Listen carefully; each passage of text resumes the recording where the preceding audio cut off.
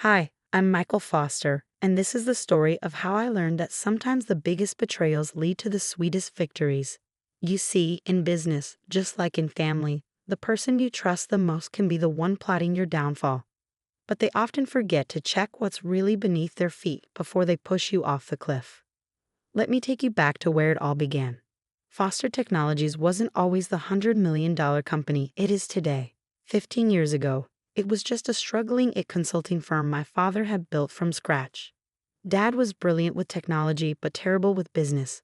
By 2010, we were 3 months away from bankruptcy, and my father's health was failing under the stress. I was 25, fresh out of business school, while my older brother James was 30 and already a familiar face in the local nightlife scene. Dad had always favored James, the charming firstborn who could talk his way out of anything. But charm doesn't pay the bills, and James's party lifestyle had already cost the company several major clients. I still remember that rainy Tuesday when I found Dad slumped over his desk, tears in his eyes, looking at our latest financial reports. "It's over, Michael," he whispered, his voice broken. "Everything I built. I'm going to lose it all." Something in me snapped that day. I couldn't watch my father's dream die, even if he'd always seen me as second best. While James was out spending company money at exclusive clubs, I started working 18-hour days. I learned every aspect of the business, met with every client, reviewed every contract. Mom worried about me. "Michael, you need to rest," she'd say, bringing dinner to my office at midnight. "You can't save the company by yourself." But that's exactly what I did. The first year was brutal. I restructured our debt, cut unnecessary expenses, including James' entertainment budget, and personally visited every major client we'd lost. Many slammed their doors in my face, but I kept coming back.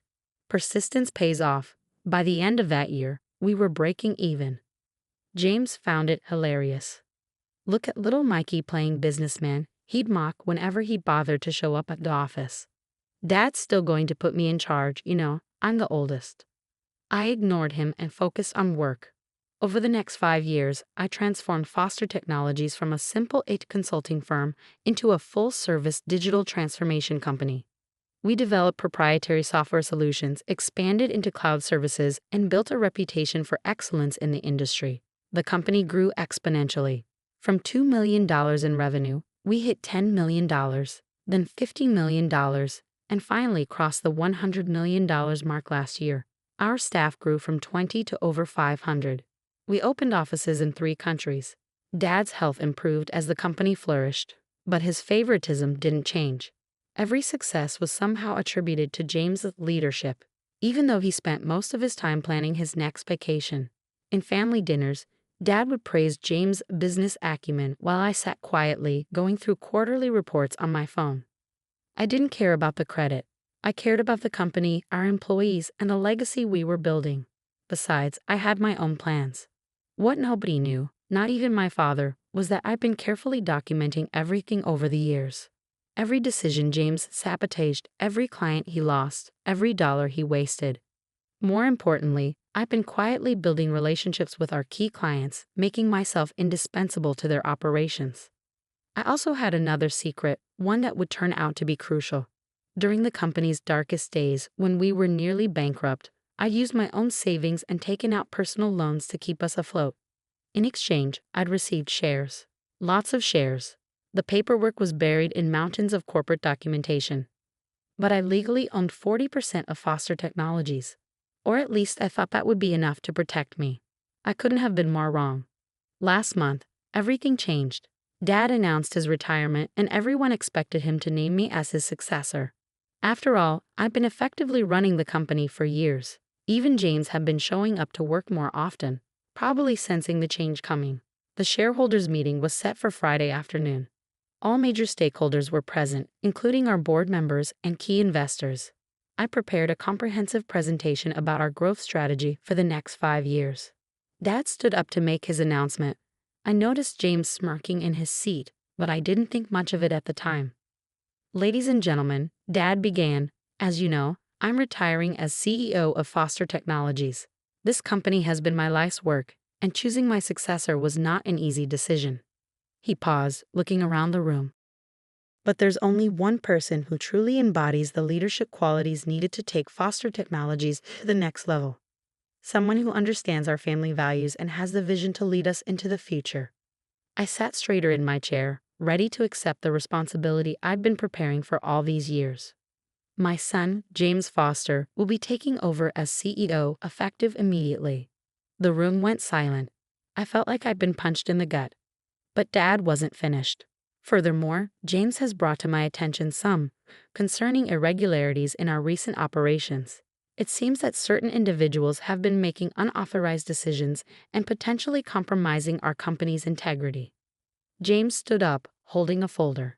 I'm afraid my brother Michael has been operating outside his authority, making promises to clients we can't keep, and potentially engaging in unethical practices. I couldn't believe what I was hearing. Every accusation was a twisted version of the truth. The very decisions that had saved and grown the company were being presented as reckless and unauthorized. Therefore, Dad continued, as my final act as CEO, I'm terminating Michael's employment with Foster Technologies, effective immediately. The security guards were already approaching my chair. James's voice dripped with fake sympathy. I'm sorry it had to end this way, little brother. But hey, maybe now you can get a life outside the office. The room erupted in whispers as I was escorted out, my key card deactivated, my access revoked. I could see the pity in some faces, the schadenfreude in others. But they had no idea what was coming. Because while James was plotting my downfall, he'd forgotten three crucial things. First, those unauthorized decisions were all properly documented and approved. Second, my 40% ownership stake wasn't as buried as they thought. And third, well, let's just say that when you spend 10 years building a company's technology infrastructure, you learn where all the bodies are buried, sometimes literally. As I walked to my car that evening, I pulled out my phone and sent a single text message to an old friend at the SEC. Then I went home and waited. Monday morning was going to be very, very interesting. Monday morning arrived with a thunderstorm, fitting weather for what was about to unfold. I sat in my home office, watching the clock tick towards 9 a.m. when James would be strutting into his new CEO office for the first time. The weekend had been interesting. Mom had called 17 times, leaving tearful voicemails about family unity. Dad hadn't called at all. James had been too busy celebrating at his favorite clubs. The photos were all over social media, including some questionable ones with the company credit card clearly visible on the table. I smiled, remembering how James always thought technology was beneath him. That's geek stuff, he'd say, refusing to learn even basic cybersecurity protocols. Well, that arrogance was about to cost him dearly. At exactly 9:15 a.m., my phone buzzed. A text from Sarah, my loyal executive assistant who James hadn't bothered to fire. Probably because he thought she just brought coffee. It's starting, her message read. I opened my laptop and connected to Foster Technologies' internal security feed. Yes, I still had access. When you build a system from the ground up, you always leave yourself a back door. The camera in the CEO's office showed James walking in, coffee in hand, ready to begin his reign. He sat in a leather chair, my chair, and pressed the power button on his computer. That's when the show began. Instead of the Windows login screen, a video started playing. It was security footage from 3 years ago, showing James in this very office making a deal with our biggest competitor to sell them our client data. The audio was crystal clear. Of course I can get you their information, James's voice rang out. My idiot brother does all the work anyway. Just make sure the payment goes to my Cayman account. James frantically tried to turn off the monitor, but nothing worked. The video kept playing on every screen in his office, but that was just the beginning. His phone buzzed. The SEC had received an anonymous tip about insider trading, complete with documented evidence of James' illegal activities over the past decade. His private email started pinging with notifications. Somehow, all his confidential communications had been leaked to the board members. Down in the lobby, federal agents were walking through the front door. I watched through the security feed as James's face turned from confusion to panic. He tried calling Dad, but Dad's phone was busy, probably because he was getting his own set of revelations about his beloved firstborn's activities. At 9:30 a.m., Sarah walked into James' office. Mr. Foster, she said calmly, the board members are requesting an emergency meeting. Also, there are some federal agents here to see you. James started sweating. Tell them I'm busy. Cancel everything and get it up here to fix these damn computers. Sarah smiled politely. I'm afraid that won't be possible. You see, the entire department just resigned. They sent a company-wide email explaining why. Something about loyalty to the person who actually built this company. What? They can't do that. We have contracts.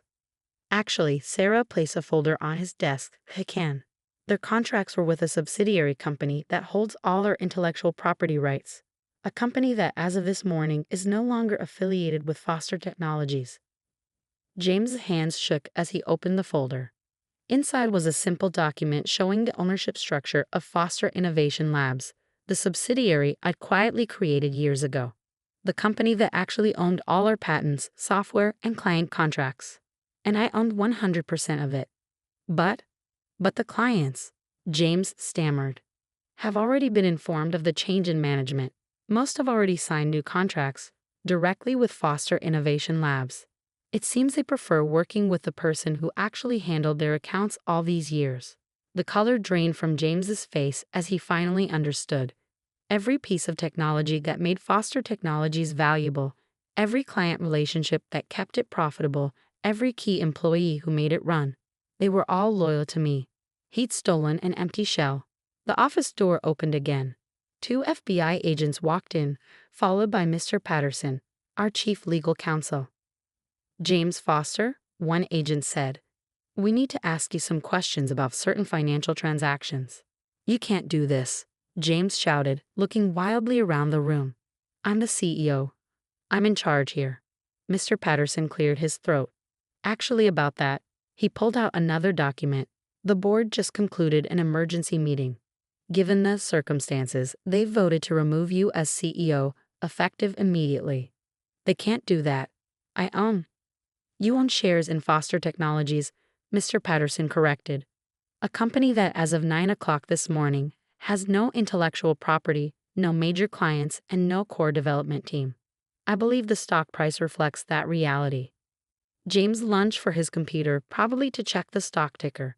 But of course, his screen was still playing videos of his various illegal activities over the years.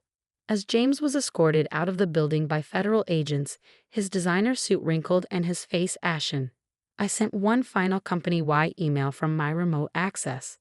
To all remaining Foster Technologies employees, you have a choice. Stay with a sinking ship or join us at Foster Innovation Labs, where innovation and integrity actually mean something. Your jobs are secure, your benefits will be better, and most importantly, your hard work will be respected. Within an hour, 90% of the staff had accepted the offer. But my revenge wasn't complete yet. There was still the matter of dear old Dad's retirement fund. The fallout was spectacular. Within 24 hours, Foster Technologies stock had plummeted 70%. News of James' arrest made headlines in every major business publication. Tech CEO arrested on multiple fraud charges.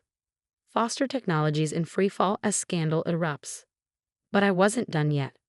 3 days after James's arrest, I sat in my new office at Foster Innovation Labs headquarters, a modern building I secretly purchased 6 months ago. Sarah walked in with a familiar face. Dad's financial advisor, Mr. Goldman. He's been calling nonstop, Mr. Goldman said, looking uncomfortable. Ever since he realized that his retirement fund is worthless, I finished for him, because he invested everything in Foster Technologies stock. Dad had always bragged about having skin in the game, keeping his entire retirement portfolio in company shares. It was poor financial planning, but he'd never listened to advice about diversification. Now those shares were worth pennies on the dollar. Your father is desperate, Mr. Goldman continued. Mrs. Foster, your mother, she's worried they might lose the house. I leaned back in my chair, thinking about all the times Dad had dismissed my warnings about James's behavior.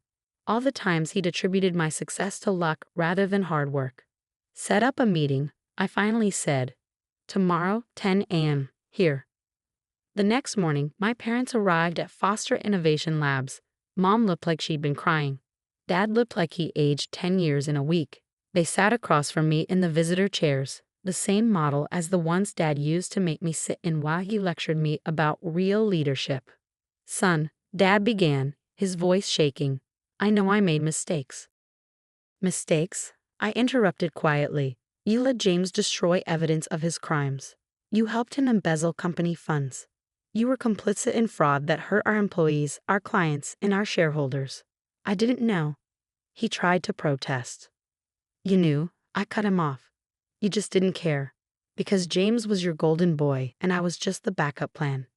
Mom started crying softly. I handed her a tissue. But that's not why you're here, I continued. You're here because you're broke. Because the company shares that were supposed to fund your retirement are worthless.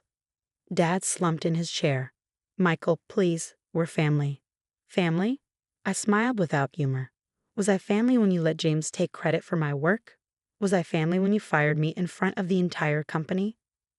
I pulled out a folder. I learned that dramatic revelations were more effective with proper documentation.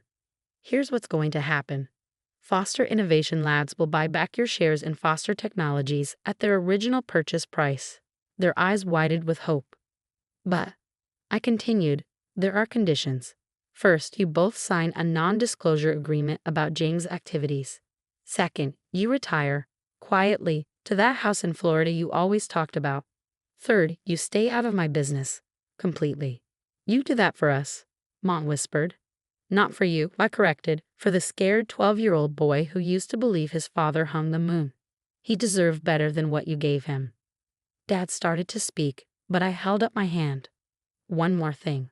The money comes with a trustee, someone who'll make sure you don't gamble it away on another one of James's schemes.